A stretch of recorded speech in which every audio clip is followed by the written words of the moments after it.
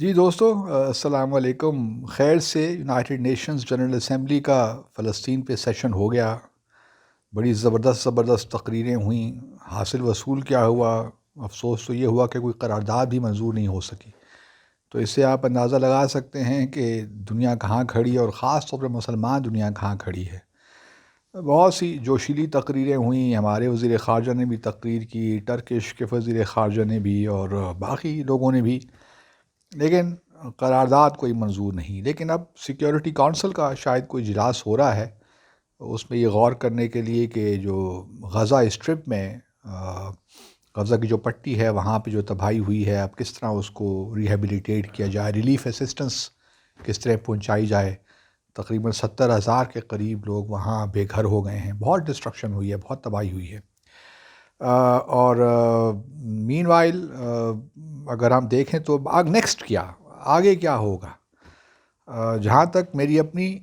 Prediction ہے، پیشن گوئیاں ہیں، اس کے مطابق یہ اسسمنٹ ہے جو میری،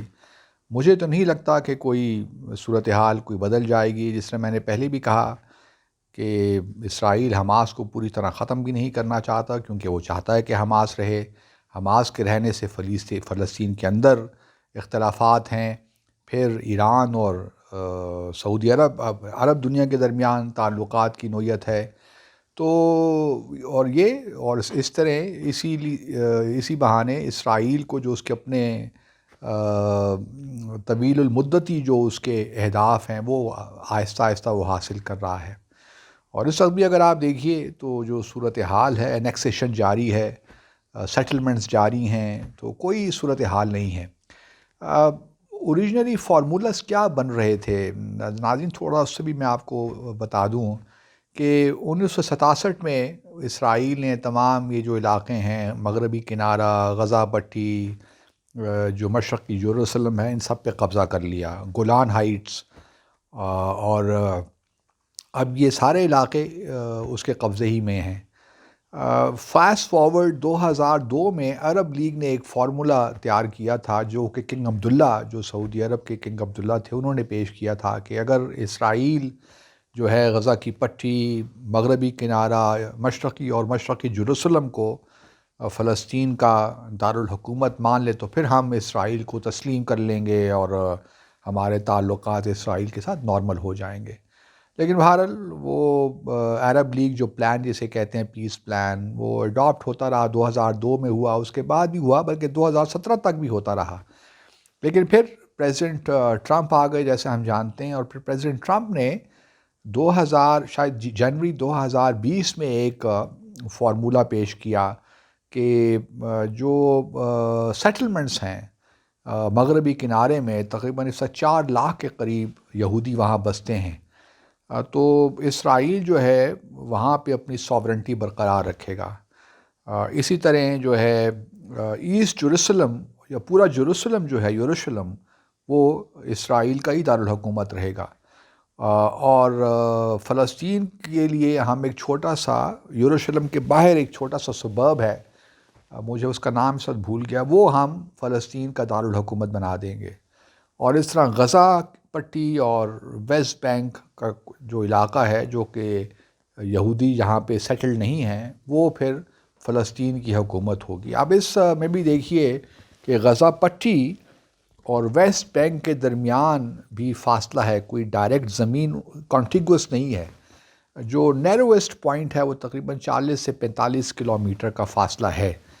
اب ایک اسٹیٹ جو کہ کنٹیگوس بھی نہ ہو تو وہ کس طرح پائیدار ہو سکتی ہے؟ اور پھر دوسری بات یہ ہے کہ جو فلسطینی ہیں یا فار دیٹ میٹر مسلمان، وہ مسجد اقصیٰ سے کس طرح اس کے حق سے دستبردار ہو سکتے ہیں؟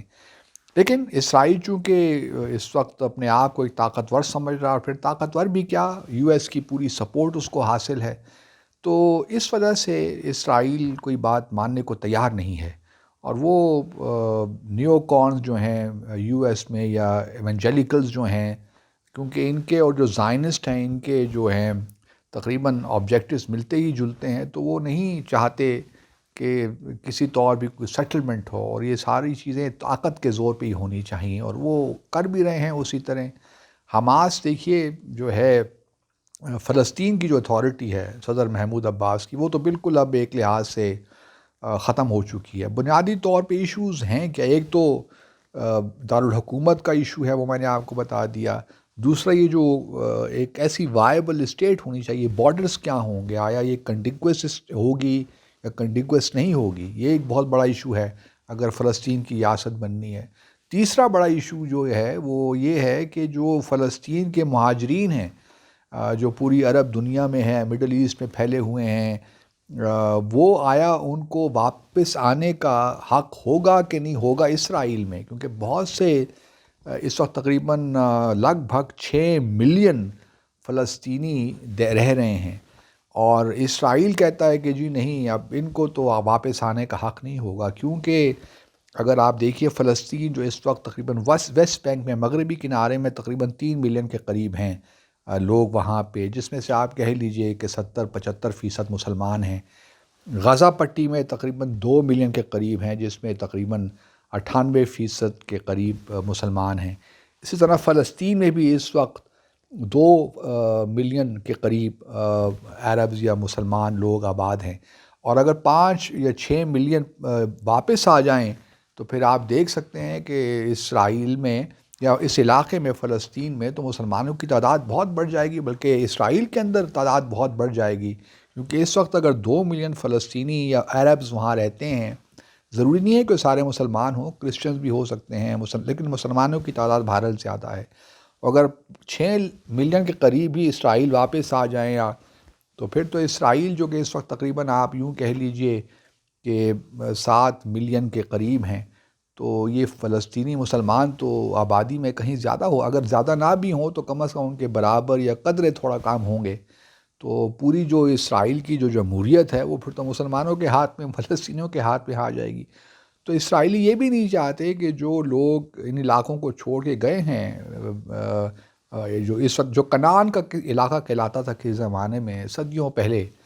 جو اب فلسطین کہلاتا ہے، کنعان، اس میں مسلمان بھی رہتے تھے، کرسچنز بھی رہتے تھے، تو اگر وہ سارے واپس آ جائیں ان علاقوں میں تو آپ دیکھ سکتے ہیں کہ کیا حالات ہوں گے فلسطین کے۔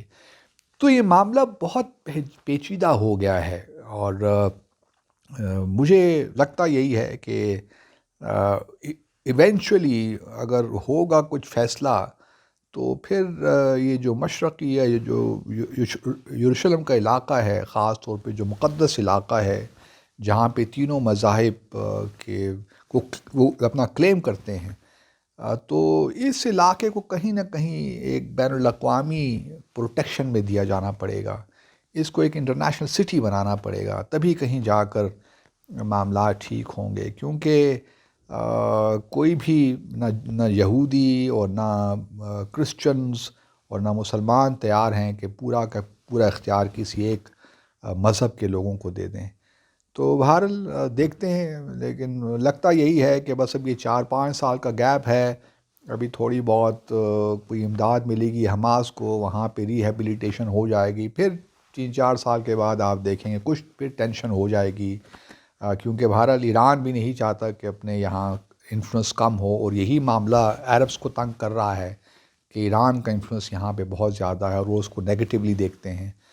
تو بڑی پیچیدگیاں ہیں، کچھ تو اسرائیل اور مسلمانوں کے درمیان، مسلمانوں کے اندر جو مسائل ہیں، اور پھر جو گلوبل پالیٹکس ہے وہ بھی اپنا کردار ادا کرتی ہے۔